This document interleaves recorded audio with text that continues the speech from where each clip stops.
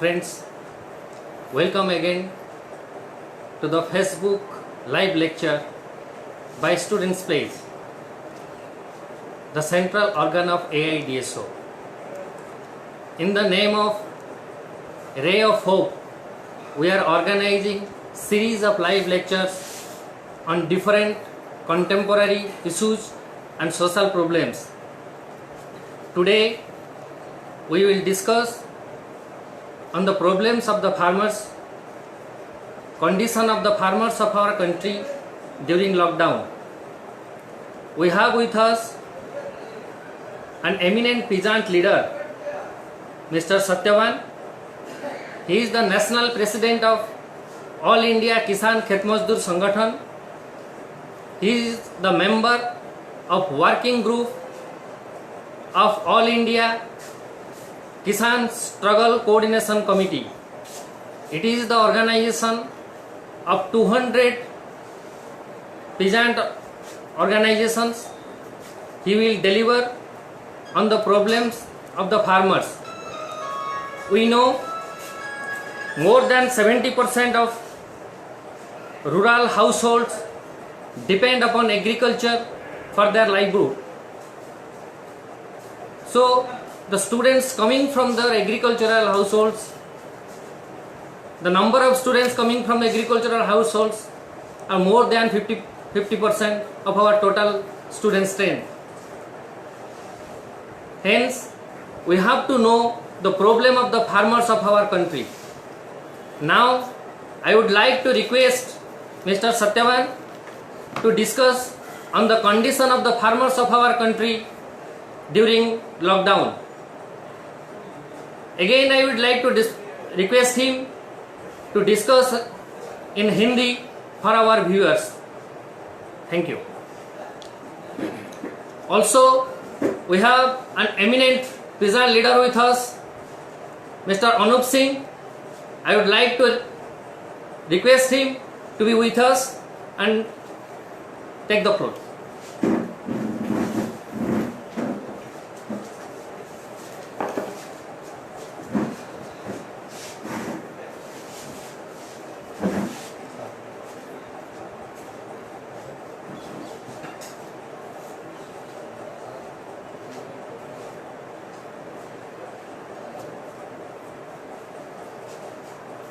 मेरे साथ हमारे संगठन ऑल इंडिया किसान खेत मजदूर संगठन के all India vice president comrade Anup Singh मेरे साथ हैं।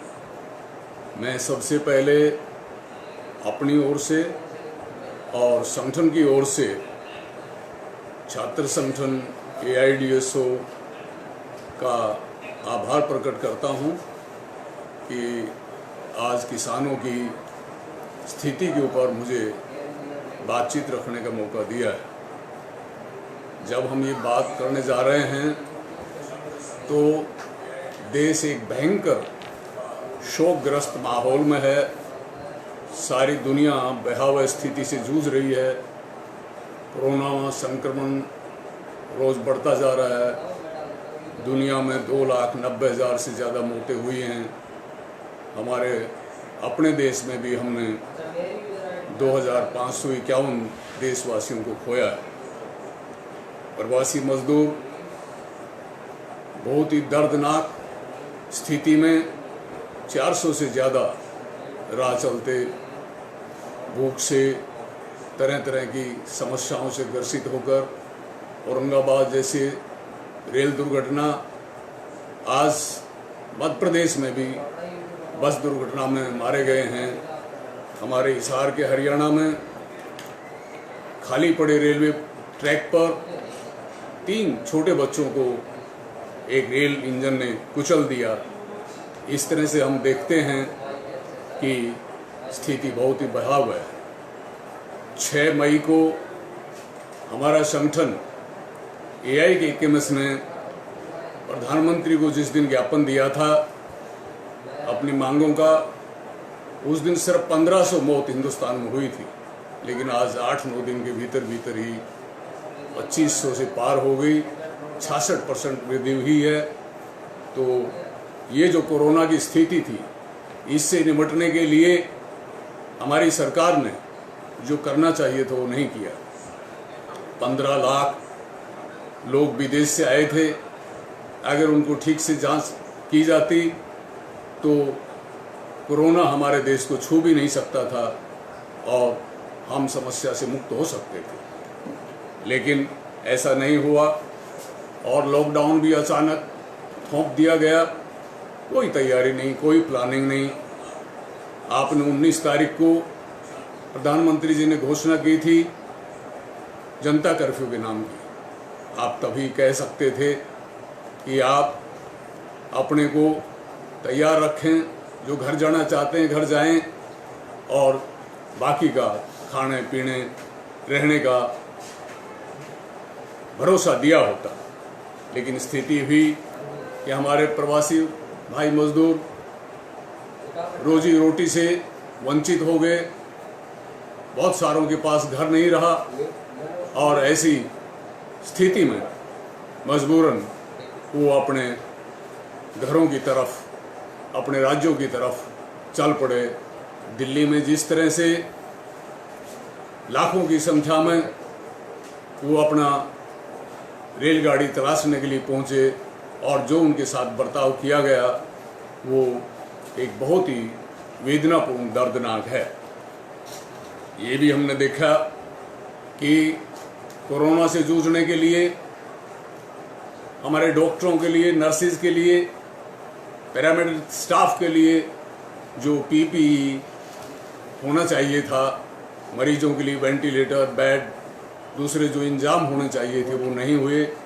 और लॉकडाउन पीरियड में उनके साथ जो बहुत तरह के हालात, विकट हालात रहे हैं, यहाँ तक कि आंगनबाड़ी और आशा वर्कर जो गांव में सेवा पर रही, देखने में आया कि पुलिस ने आशा वर्करों के साथ भी पिटाई की और प्रवासी मजदूरों को तो जिस तरह से रास्ते में पिटाई की है, उत्पीड़ित किया है, वो बहुत ही निंदा के लायक है और ये किसी भी सभ्य समाज में ये नहीं हो सकता।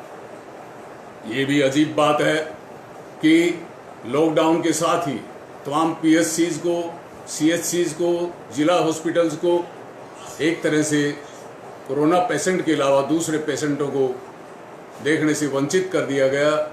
यहाँ तक कि जो बड़े बड़े पीजीआई और दूसरे संस्थान थे, वहाँ भी अन्य बीमारियों के मरीजों के लिए अभी तक भी कोई खास उपाय नहीं है।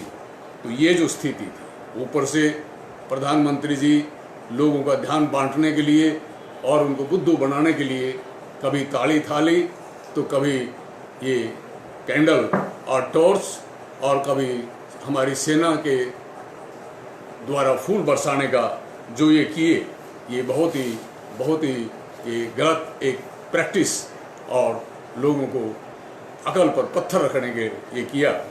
प्रवासी मजदूर, तुरंत डोमेस्टिक वर्कर, कुक, झाड़ू पोछा वाले, अभी तक भी उनको कोई सहायता नहीं मिली। वो बेरोजगार हो गए। फैक्ट्री वर्कर, कंस्ट्रक्शन के वर्कर, दूध या सब्जी बेचने वाले, हलवाई, दस्तकार, ऑटो चालक, टैक्सी चालक, हेयर कटिंग, हर तरह का जो ये असंगठित क्षेत्र का जो मजदूर था, यहाँ तक कि औद्योगिक मजदूर, ये सभी बुरी स्थिति में फंस गए। 12 करोड़ लोगों का रोजगार गया है और ये भी कि 2.7 3 करोड़ के करीब हमारे ऐसे नौजवान रोजगार से वंचित हैं जो 20 और 30 साल की उम्र के हैं। इसी बीच में मूल्य वृद्धि, डीजल, पेट्रोल आदि की मूल्य वृद्धि की गई है। यहाँ तक कि बस किराया हरियाणा जैसे राज्यों में बढ़ाया गया है और शराब के ऊपर सेस लगाया गया है और दवाई नहीं है, चाय नहीं है, दुकान नहीं है, दूसरे लोगों की कोई परवाह नहीं है। लेकिन एक तरफ कहा जाता है कि आप अपना इम्यूनिटी पावर बढ़ाओ, रोग निरोधक क्षमता बढ़ाओ, लेकिन दूसरी तरफ शराब पिलाकर उनकी सेहत को बर्बाद करने के लिए शराब के ठेके खोले जा रहे हैं। सरकारी नोटिफिकेशन किया गया था उपदेशात्मक सिर्फ कि आपका कोई वेतन नहीं काटेगा, आपको ड्यूटी से, रोजगार से नहीं हटाएगा। लेकिन देखने में क्या आया कि ये लागू नहीं किया गया। काम के घंटे जो 8 घंटे का सारी दुनिया में नियम है, और हमारे पूर्वजों ने जो लड़के अधिकार लिया था उसको 12 घंटे कर दिया गया कई राज्यों में, उत्तर प्रदेश, मध्य प्रदेश जैसे राज्यों में। तो अजीब बात है, बहुत ही ये निंदनीय बात है कि श्रमिकों का जो अधिकार है, जो श्रम कानून है, उनको 3 साल के लिए सस्पेंड कर दिया गया। ये भी जनतंत्र के ऊपर प्रहार है, लेबर राइट्स के ऊपर। कर्मचारियों के जो डीए हैं, डीआर है, उसको छीन लिया गया। तो इस तरह से हम देखते हैं कि ये एक पर एक हमले इसी बीच में आ रहे हैं। तो हम ये आज भी सरकार से ये मांग करते हैं कि जो प्रवासी मजदूर हो, दूसरा मजदूर हो, उनके लिए रोजी रोटी, उनके लिए आश्रय, उन देशवासियों के लिए जो है सेहत, इनका सही है। ये भी देखना है कि नई भर्ती बंद, यहाँ तक कि फौज से कि उनको जो नौकरी की सेवा काल है वो बढ़ाया जाएगा। उनको क्योंकि दूसरे जवानों को रोजगार नहीं मिलेगा और उनको लंबे अरसे तक अपने घरों से दूर रहना पड़ेगा। इसका प्रभाव बहुत खराब पड़ने जा रहा है। अजीब बात है कि प्रवासी मजदूरों और आम जनता के लिए और इलाज और डॉक्टर्स के पीपीई और जरूरी इंस्ट्रूमेंट्स के लिए पैसा नहीं है, लेकिन 20,000 करोड़ रुपया नई संसद के लिए वो जो है फंड दिए हैं। 6,807 करोड़ रुपया जो भगोड़े हैं, जो बैंकों का धन लूट लिए गए हैं, उनका माफ कर दिया। रामदेव जैसे जो नए नए साहूकार बाबा पैदा हो रहे हैं, उनका सोया तेल इन दिनों में 3200% उछाल हुआ है। और ये देखने में आया कि कावड़ जैसी चीज़ों के लिए जो है कितना आयोजन करते हैं प्रशासन की तरफ से भी, सरकार की तरफ से भी, लेकिन हमारे प्रवासी भाइयों के जो राह चलते थे उनको उत्पीड़ित किया गया है, महिलाओं को दंड बैठक कराए गए हैं। तो ये मैं इस मौके पर ये कहना चाहूँगा अपने मजदूर भाइयों से, अपने किसानों से कि पूंजीपतियों का जो चरित्र है वो एक दूसरे का गला काट चरित्र है, लेकिन हम मजदूरों का, किसानों का, ये इंसान का जो मौलिक चरित्र है वो एकता, सहयोग और भाईचारे का है। यही जंगलों में रहते हुए हमारे पूर्वजों ने पहला पाठ पढ़ा था। अब मैं आपके सामने किसानी जीवन में जो हमारी स्थिति है उसके ऊपर अपनी बात रखना चाहता हूँ। हमने AIKMS की तरफ से 6 मई को अपनी मांगों का ज्ञापन प्रधानमंत्री को दिया था, किसानों की स्थिति से उनको और अपनी मांगों से अवगत कराया था, लेकिन अभी तक भी उस पर कोई कार्रवाई नहीं हुई है। हमारा देश 70 साल की आज़ादी पार कर गया है।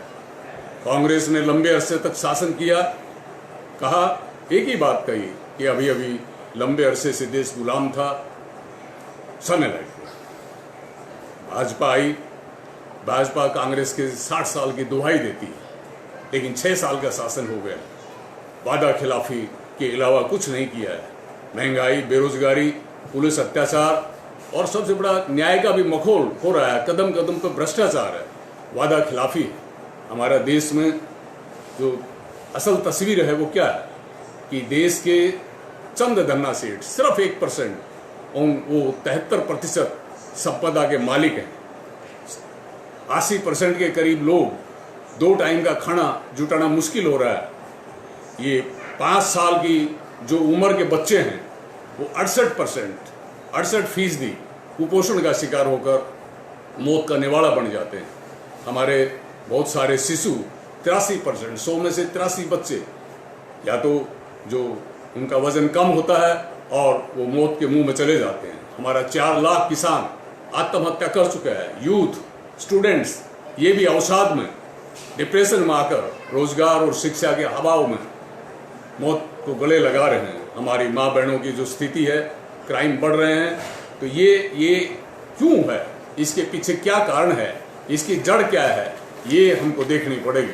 हमारा संगठन शुरू से ही हमारे महान नेता कॉमरेड शिवदास घोष, उनकी समझदारी से आज़ादी के आंदोलन के दौरान से जो जिन बातों को देखता आया, समझता आया, और आज़ादी के बाद जो हमारे देश की यथास्थिति है कि हमारी कृषि और हमारा जो उद्योग ये जो है ये अर्थनीति इसकी जड़ में है।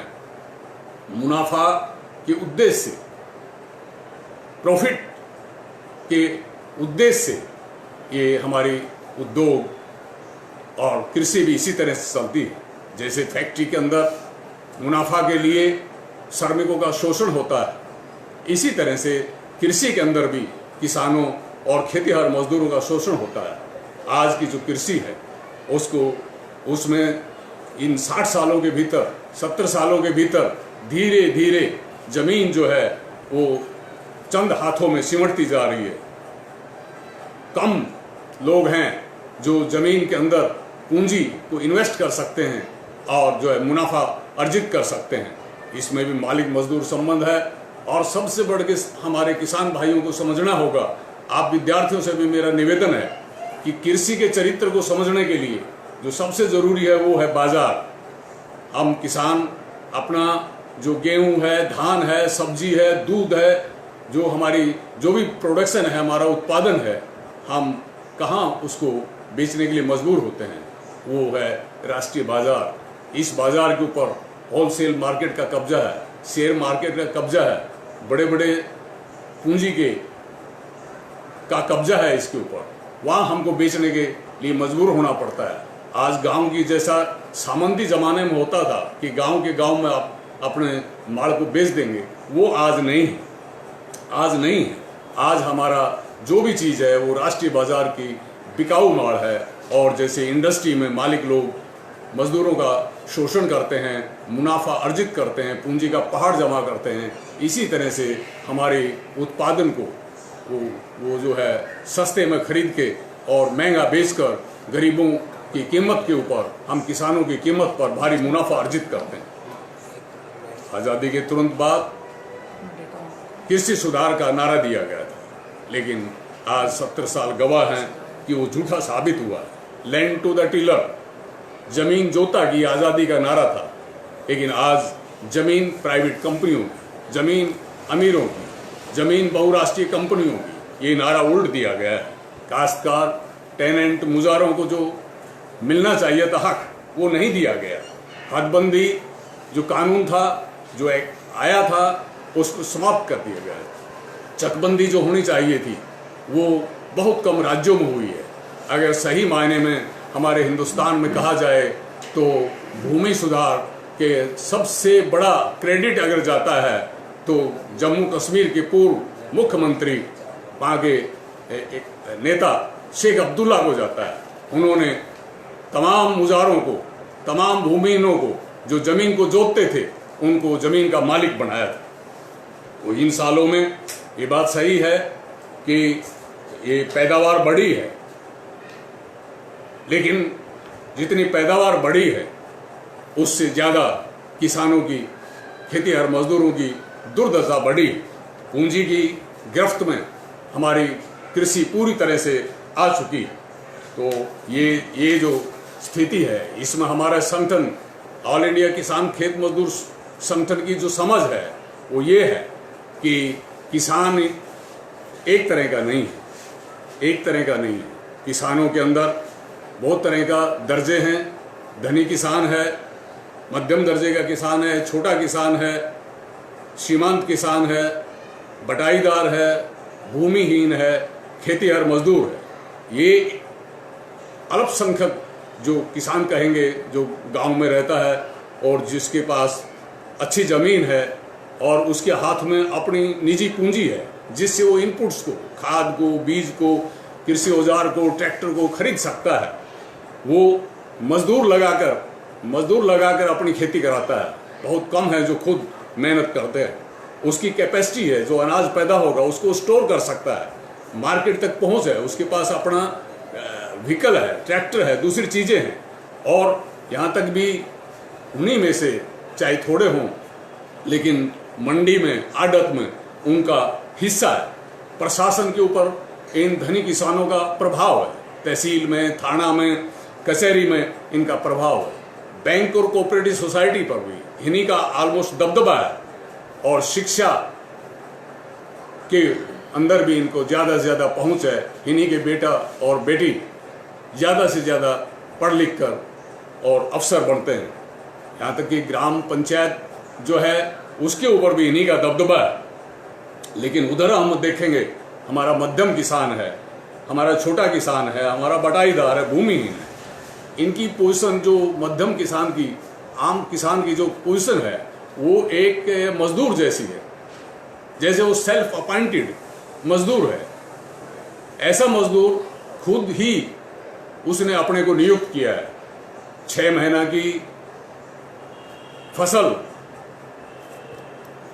में कठिन मेहनत और अपना सारा सब कुछ लगाकर भी उसको घाटा रहता है। नतीजा है कि वो एक्सप्लॉइटेड है, वो शोषित है, हर चीज उसके जीवन में अभाव है, और कर्ज, आत्महत्या, उसी की जमीन की कुड़क होती है, उसी की गिरफ्तारियां होती हैं। और ये समझने की बात है कि ये जो किसान है, मध्यम दर्जे का किसान, वो धीरे धीरे छोटा होता जा रहा है। छोटा किसान है, भूमिहीन होता जा रहा है। तो ये किसान जो हमारा है ये टिकाऊ नहीं है। इन्हीं के बेटे इंडस्ट्री में जाकर वर्कर बनते हैं। आज प्रवासी मजदूर जो राज्य से भटक रहे हैं, ये कितने ही भूमिहीन तो हैं ही हैं, लेकिन जो किसानों के बेटे भी ये हैं। तो एआई के इकोनॉमिक्स की अप्रोच ये है, एआई के इकोनॉमिक्स की समझ ये है कि ये जो किसान और खेतीहर मजदूर, ये जो है इसको एक साथ इकट्ठा एकजुट करना पड़ेगा। इसलिए हमारा संगठन सिर्फ किसानों का संगठन नहीं है, सिर्फ खेत मजदूरों का संगठन नहीं है। हमारा संगठन ये शोषित जो किसान है गांव का, जो वंचित किसान है, उनका ये संगठन है। एक ही प्लेटफॉर्म है। जैसे किसान और खेतीहर मजदूर, इनकी किस्मत आज कृषि अर्थनीति के ऊपर पूंजी का कब्जा होने से, हमारे देश में शासन प्रणाली में पूंजीपतियों का दबदबा होने से, और हमारी अर्थनीति पूंजीपतियों के कब्जे में होने से आज किसान और खेत मजदूर का एक ही भाग्य है। इसलिए उनका मुक्ति का रास्ता भी एक ही है। हमारा संगठन बहुत पुराना संगठन है। आजादी के तुरंत बाद से बंगाल से शुरू हुआ ऐतिहासिक तिभागा आंदोलन, इसमें हमारे तत्कालीन नेताओं की बहुत बड़ी भागीदारी और मार्गदर्शन था। वो सफलता की मंजिल पर पहुंचा।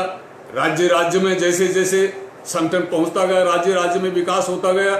1982 के अंदर पटना के नज़दीक मुजफ्फरपुर बिहार में हमारा अखिल भारतीय एक सम्मेलन हुआ, जिसके माध्यम से राज्य राज्य की इकाइयों को एक सर्व भारतीय संगठन का रूप दिया गया। इस तरह से संगठन लड़ता आ रहा है। अभी 2016 में भुवनेश्वर में सम्मेलन के माध्यम से इस देश भर में जो आंदोलन है उनको और आगे बढ़ाने के लिए हम सतत प्रयास में लगे हैं।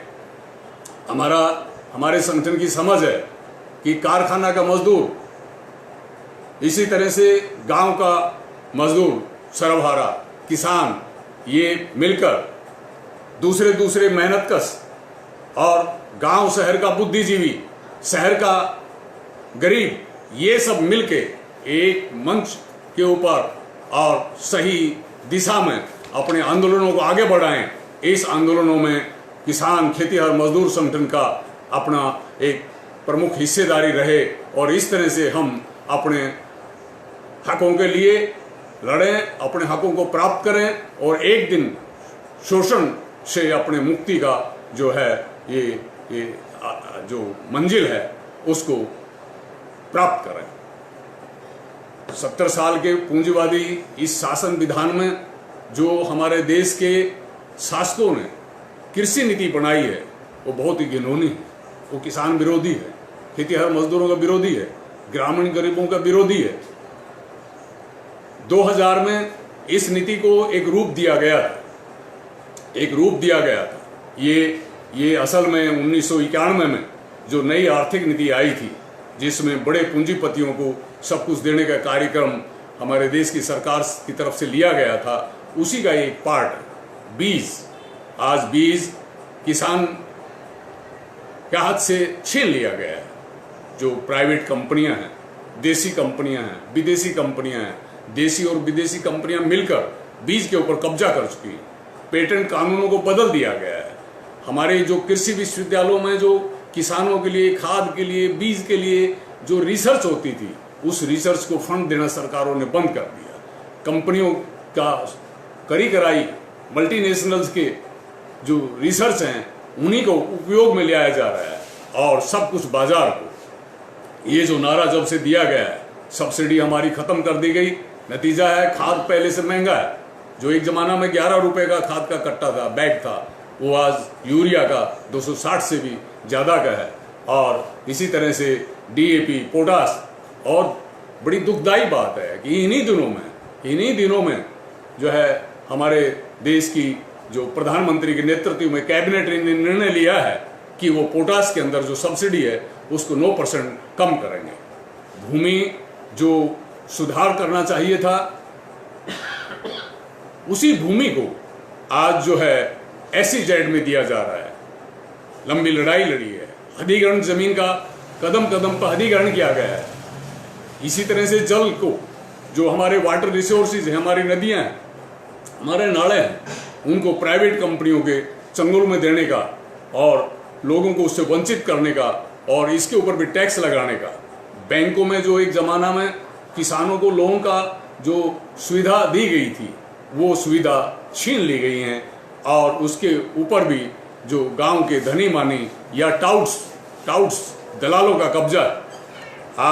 आज किसान की जमीन कुड़क की जाती है, उनकी अरेस्ट की जाती है। यहाँ तक कि ऐसा भी है कि जो फौजी परिवारों के किसान हैं, जो रिटायरमेंट के बाद खेती करते हैं, उनकी पेंशन को भी कुड़क किया गया है। और ये आज नकदी फसल पर जोर दिया जा रहा है। असल में जो है हमारे देश में ये सभी फसलें पूंजी की मुनाफा का शिकार बनती हैं। तो ये सब्सिडी खत्म करने के साथ साथ जो मंडी में हम अपना सामान ले जाते हैं, सब्जी, गेहूं, धान, हमारा गन्ना, हमारा कपास, जो भी हम मंडी में ले जाते हैं, तो मंडी कानून को भी बदल दिया गया है। उसके अंदर भी अमीरों का दबदबा है। जो बिचौलियों को निकालने का जो हमारा एक नारा था, हमारा संघर्ष था, उसको भी दबाने की कोशिश हुई है। यहाँ तक कि न्यूनतम समर्थन मूल्य, जिसके लिए सरकार प्रतिबद्ध थी, नारा देती थी हम किसानों को न्यूनतम समर्थन मूल्य देंगे। हालांकि ये कभी भी न्यूनतम समर्थन मूल्य न्यायोचित नहीं दिया गया, लेकिन इसको भी खत्म करने की साजिशें हो रही है। 2000 में जब वाजपेयी जी सरकार में आए थे, राजनाथ जी उस वक्त कृषि मंत्री थे, हमारा हरियाणा में आए थे हाँसी के अंदर। वहाँ कहा था कि हम समर्थन मूल्य घोषित तो करेंगे, लेकिन समर्थन मूल्य पर खरीदेंगे नहीं। आज भावांतर स्कीम कई राज्यों में जो आई है कि हम समर्थन मूल्य पर नहीं खरीदेंगे, मार्केट में मालिक जो एजेंट हैं, आड़ती हैं, वो कम रेट पर भी खरीद सकते हैं। आप वो पर्ची उनका दिखाओ। अगर गेहूं का रेट 2000 रुपया क्विंटल है, अगर प्राइवेट सेठों ने, आड़तियों ने आपको 1800 रुपया क्विंटल दिया है, 200 की कमी हमारे यहाँ सरकार के दफ्तर से ले जाओ। इस तरह की भावांतर स्कीम ये लाने की कोशिश की गई थी। हमने इसका पुरजोर विरोध किया है, हम अभी भी करते हैं। सरकार न्यायोचित समर्थन मूल्य दे, जो C2 फार्मूला है, जिसके अंदर हमारी लागत भरपूर दी जाए, हमारी लागत से 50% ज़्यादा जो है किसानों को दाम दिए जाएं, ये दिया जाना चाहिए। इसी तरह से हमारी फसल कीड़ा लगने से, ओलावृष्टि होने से, बाढ़ आने से, सूखा आने से, तरह तरह से हमारी फसल खराब हो जाती है। किसान मांग करता है, सारे देश में लड़ता है कि हमको मुआवजा दिया जाए। सरकारों की तरफ से कहा गया कि हम फसल बीमा लाएंगे। हमारे प्रधानमंत्री जी फसल बीमा कानून लाए, लेकिन देखने में आया कि ये कानून किसानों के हित में कम, कंपनियों के हित में ज़्यादा है। इसी तरह से ये कोरोना पीरियड में ही देखने में आ रहा है कि डीजल, खाद, जिसके दाम सारी दुनिया में एकदम नीचे हैं, उसके भी दाम बढ़ाए जा रहे हैं। इन दामों को बढ़ाकर जो फायदा है वो प्राइवेट कंपनियों को, सरकारी तेल कंपनियों को और खुद सरकार ने, केंद्र और राज्यों ने उठाया है, लेकिन उपभोक्ता किसानों को इसका कोई लाभ नहीं दिया। बिजली उपलब्धता के लिए, क्योंकि इसके ऊपर कृषि का, सिंचाई का बहुत बड़ा दारोमदार है, लेकिन ये कृषि जो है ये उपलब्ध नहीं कराई जाती है।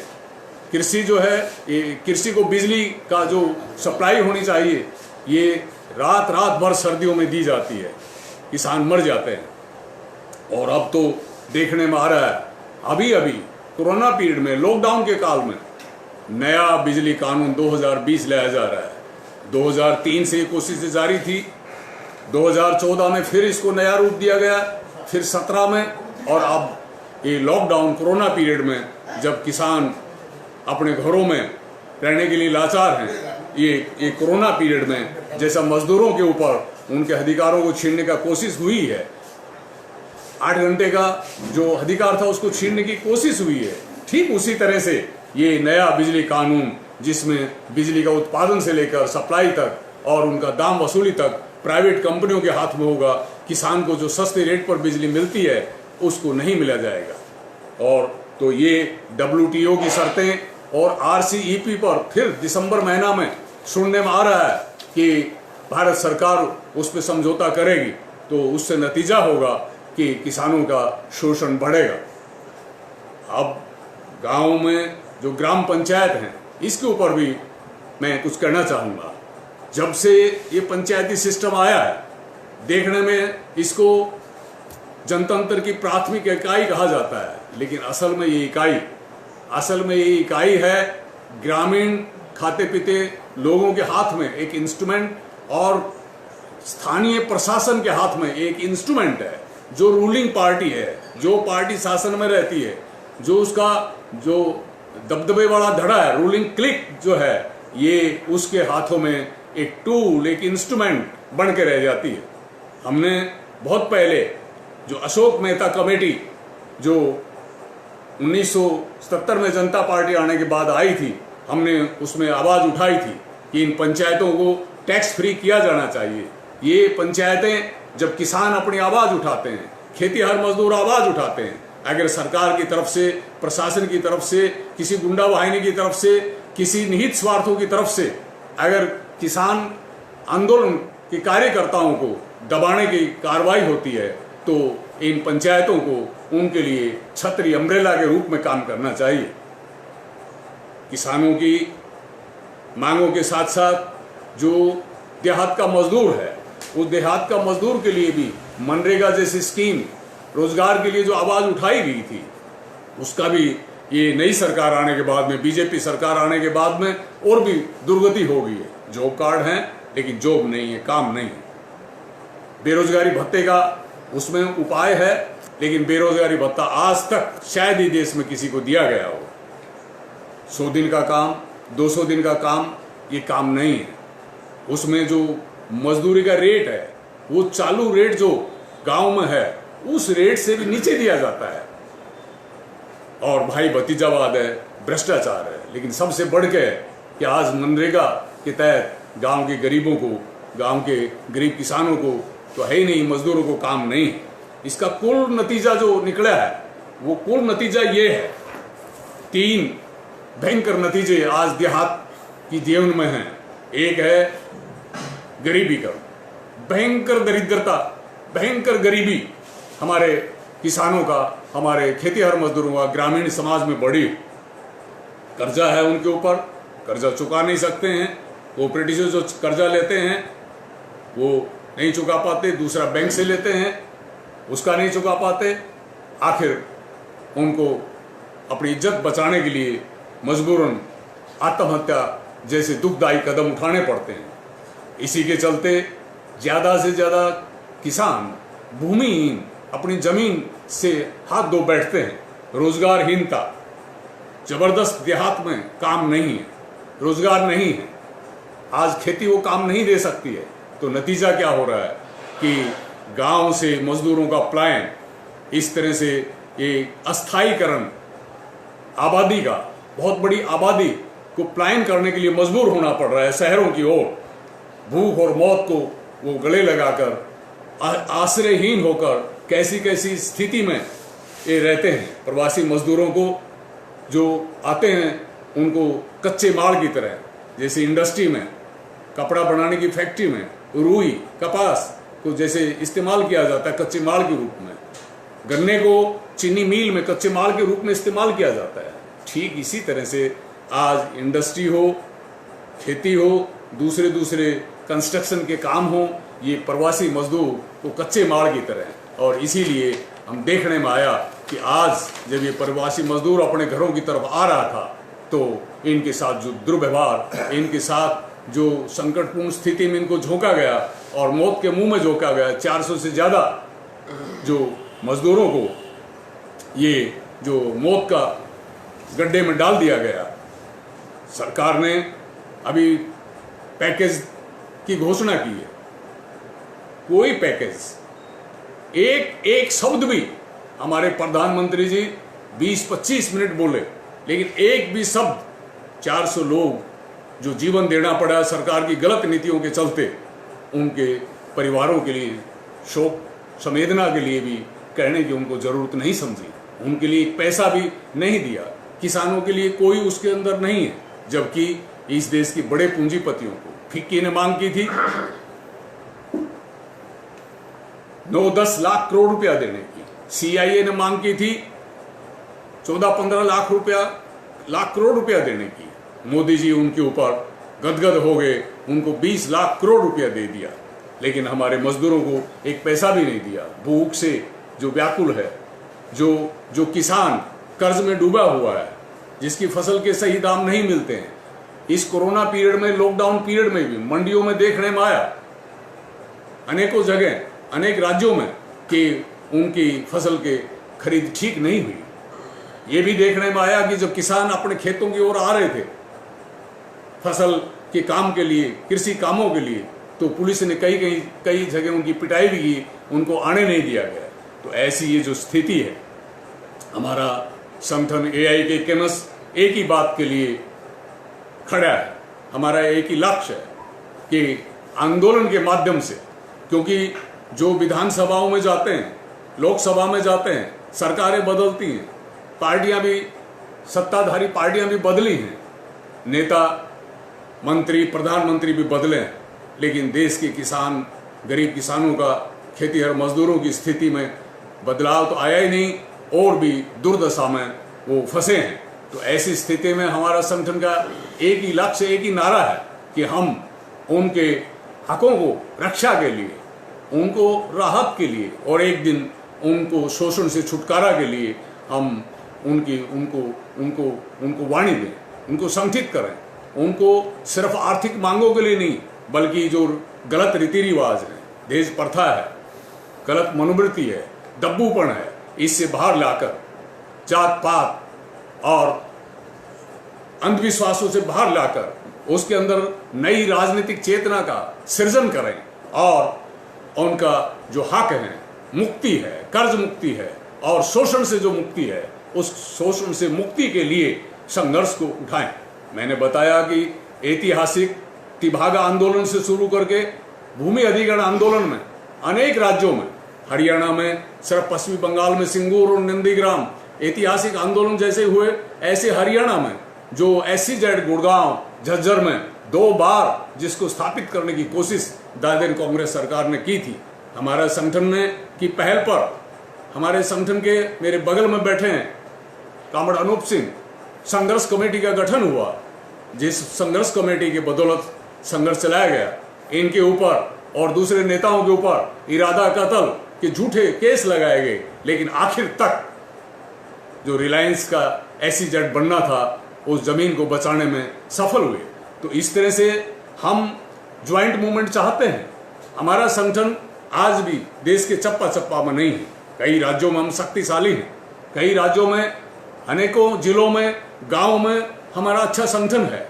हम किसानों को, खेतीहर मजदूरों की मांग को भी लड़ते हैं, कहीं कहीं जीत में भी बदलते हैं, लेकिन फिर भी अभी सारे देश में हम समान रूप से ताकतवर नहीं हैं।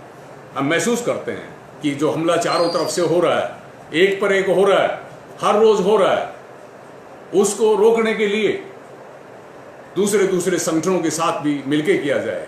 लेकिन ये भी एक अजीब बात है, जो किसानों के नाम से नेता रहे हैं और किसानों के नाम से गद्दीधारी भी बने, मुख्यमंत्री भी बने, केंद्र में भी मंत्री बने, जो अपने आप को किसानों का कहते रहे हैं, उन्होंने कभी किसान संगठन को प्रोत्साहन तो दिया ही नहीं।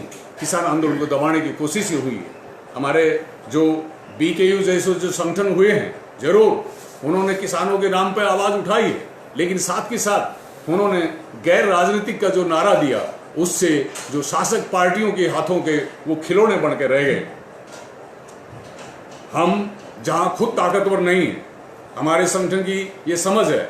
हमारे दिवंगत महान नेता कामसिंह दास घोष ने समझाया था कि जो पीड़ित किसान हैं, जो प्रभावित किसान हैं, जो किसान और खेत अरे मजदूर जो समस्या से ग्रसित हैं, गांव के स्तर पर, इलाका के स्तर पर उनकी संघर्ष कमेटी बनाई जाए। उन संघर्ष कमेटियों के माध्यम से उनकी आवाज को बुलंद किया जाए, उनके संघर्ष को उठाया जाए। ऐसे अनेकों संघर्षों के माध्यम से नंदीग्राम, सिंगूर, हरियाणा में भूमि अधिग्रहण के मामले में मोदी सरकार जो 2013 का भूमि अधिग्रहण कानून था, उसके जो कुछ किसान पक्षीय जो प्रावधान थे, उनको खत्म करने की जब कोशिश की गई, तो देश स्तर के ऊपर भूमि अधिकार आंदोलन एक बड़ा ऑर्गेनाइजेशन बनाया गया। दिल्ली में, राज्यों में एक पर एक प्रदर्शन हुए। एक वक्त अन्ना हजारे जी भी उसमें आए थे, और उस आंदोलन की सफलता थी कि 4 बार जो अध्यादेश प्रधानमंत्री मोदी जी लाए थे, उसको वापस लेना पड़ा। आज भी ऑल इंडिया किसान struggle coordination committee, Akhil Bharatiya किसान संघर्ष समन्वय से 200 से ज्यादा किसान संगठनों का एक मोर्चा है। इस मोर्चे के सिर्फ 2 ही मुद्दे हैं, कर्जा मुक्ति और किसानों को उनका उचित लाभकारी दाम 50% लागत से ज्यादा। हालांकि इसमें जो संगठन है वो बड़े धनी किसानों के भी संगठन हैं, इसमें वामपंथी विचारधारा के संगठन भी हैं, गैर वामपंथी विचारधारा के भी हैं, इसमें NGOs भी हैं। लेकिन ये संगठन पिछले 2 साल से अपने इन 2 मुद्दों को लेकर लड़ता आ रहा है। यहां भी हमारा कहना है, इस प्लेटफॉर्म से इन 2 मुद्दों को पक्ष में कानून बनाने की जो है आवाज उठाई जा रही है। हमारा यहाँ AIKMS का स्पष्ट है कि कानून बने, लेकिन साथ ही देश भर में एक जोरदार आंदोलन की लहर खड़ी हो। आंदोलन के बिना ये अनुभव की बात है। 70 सालों में ये अनुभव हमारे संगठन का है कि जब जायज से जायज मांग हो, जायज से जायज बात हो, जब तक नीचे से लोगों की आवाज को ताकतवर बनाकर उठाया नहीं जाता, तब तक ना प्रशासन और ना ही सरकार सुनती है। इसलिए हम सारा देश में खेतीहर मजदूरों और किसानों का एक ताकतवर संगठन के निर्माण में हैं। हम उनका जोरदार देशव्यापी आंदोलन खड़े करने के संघर्ष में जुटे हैं। इसके लिए बहुत जरूरी है कि गांव स्तर पर गांव के शोषित किसानों की और खेतीहर मजदूरों की अपनी एक साझी गांव कमेटी हो। वो गांव कमेटी अपने स्थानीय मुद्दों को चुने और वो एक सही समझदारी से कौन दोस्त है, कौन उनका विरोधी है, इसको सामने रखते हुए और अपने आंदोलनों को खड़ा करे। इस आंदोलन को आगे बढ़ाने के लिए उनके अंदर सही समझ होनी चाहिए।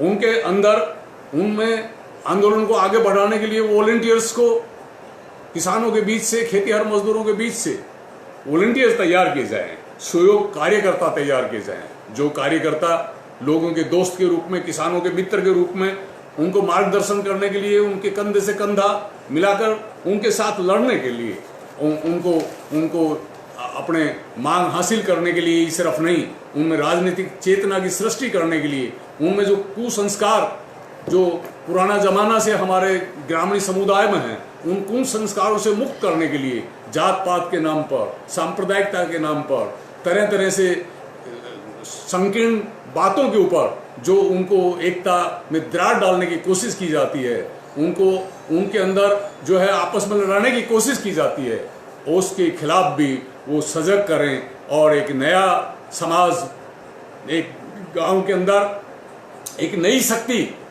का पैदा करें। जो शक्ति आज अपनी मांगों के लिए लड़ रही है, वही शक्ति कल शोषण से मुक्ति के लिए भी उनको राह दिखाएगी।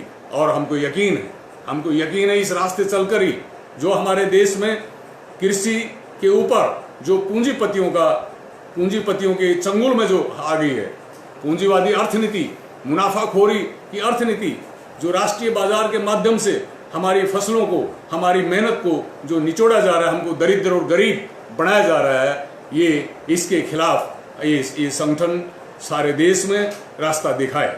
आज कोरोना लॉकडाउन के पीरियड में हम जो है मजबूर हैं, नहीं आ सकते हैं सेहत की ज़रूरत से और लॉकडाउन के चलते, लेकिन हमने अपनी मांगों को लेकर इस तरह के जो है एक एक फोटो लेकर और सारा देश में देशव्यापी हमने आंदोलन का सूत्रपात किया है। जब तक स्थिति ये है, हम इस तरह के आंदोलनों को अपनी आवाज़ बुलंद करने के लिए आगे बढ़ाते रहेंगे और हम देश के किसानों का, खेतीहर मजदूरों का आह्वान करते हैं। साथ ही मैं विद्यार्थियों से कहना चाहूँगा, अगर किसान ये दुर्गति में जा रहा है, आज जो इतनी आर्थिक संकट के अंदर है, एक जमाना था आज़ादी आंदोलन में जब स्कूल नहीं थे, कॉलेज नहीं थे, लोगों ने खुद अपना एक एक मुट्ठी आटा इकट्ठा करके, एक एक मुट्ठी अनाज इकट्ठा करके, चंदा इकट्ठा करके स्कूल और कॉलेज बनाए थे। तब गरीबों को उन दिनों में भी अपने बच्चों को पढ़ाने का मौका मिला था। लेकिन आज़ाद भारत में खासतौर पर 1991 के बाद जो निजीकरण का दौर आया है, जिसमें शिक्षा, स्वास्थ्य और कृषि, इन तीनों के ऊपर ही बड़े बड़े पूंजीपतियों का जो कब्जा में दी जा रही हैं, ये पूंजी के चंगुल में जो जा रहे हैं, ये मगरमच्छ, ये जो शार्क हैं, ये जो इससे स्वास्थ्य हमारा जो है, सेवाएं हैं और हमारी शिक्षा है, इससे मुक्त किया जाए। नहीं तो आप विद्यार्थियों को पढ़ने के वो मौके नहीं मिलेंगे, दाखिले के वो मौके नहीं मिलेंगे और जीवन में आपको सही ज्ञान हासिल करने का मौका नहीं मिलेगा और रोजगार तो पढ़ने के बाद भी मिल ही नहीं रहा है। इसलिए मैं कहूँगा कि आप जहाँ भी अध्ययन करने के बाद आप जहाँ भी हों, आप अपने किसानों को, अपनी जड़ों को भूलेंगे नहीं, अपने खेतीहर मजदूर को भूलेंगे नहीं। आप शहर में रहें, गांव में रहें, आप हमेशा ही किसान आंदोलन के एक सजग समर्थक आप रहेंगे। और ये भी है कि अगर किसान अपनी खुशहाली प्राप्त करता है, अंत में एक बात कहूँगा कि दुनिया में फ्रांसीसी क्रांति आई थी, लेकिन उस क्रांति के बाद भी किसानों को उद्धार नहीं हुआ। यूरोप में इंडस्ट्रियल रिवॉल्यूशन आई थी, लेकिन किसानों को उद्धार नहीं हुआ। अमेरिका के अंदर वार ऑफ इंडिपेंडेंस लड़ा गया था, लेकिन वहाँ भी गरीब किसानों को वंचित और कुचल दिया गया था। ऑस्ट्रेलिया में सिर्फ ये एक ही क्रांति जो रूस में हुई थी, मजदूर किसानों की सम्मिलित क्रांति, उसने रूस में किसानों का चेहरा बदला था। इसके गवाह हमारे देश के महान मनीषी रविंद्रनाथ टैगोर हैं। 1930 में जब गए थे, उन्होंने किसानों की खेती और मजदूरों की स्थिति को देखा था, वो गदगद हो गए थे। उन्होंने कहा था कि हजारों साल से जो शोषण का खंजर मानव जाति की पसलियों में था, उसको रूस के किसान मजदूरों ने अपने सुयोग्य नेतृत्व के माध्यम से, उनके नेतृत्व में उस शोषण के खंजर को फेंक दिया है।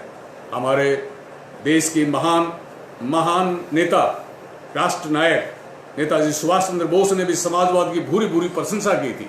तो हमारा देश का किसान आंदोलन जब इस रास्ते चलेगा तो अपनी मुक्ति को पाएगा। AIKMS इसी के लिए प्रतिबद्ध है। मैं पुनः हमारे AIDSO छात्र संगठन का धन्यवाद करता हूं कि उन्होंने आज खासतौर पर लॉकडाउन और कोरोना जैसी घातक बीमारी, इन्फेक्शन की स्थिति में जो मौका दिया है। मैं अपना संगठन की ओर से और अपनी ओर से उनको फिर आभार प्रकट करता हूँ।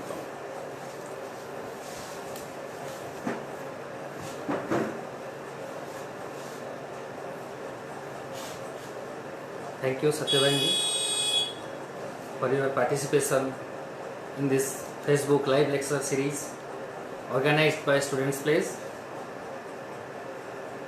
Our next live lecture series will be held on 19th May at 7 p.m.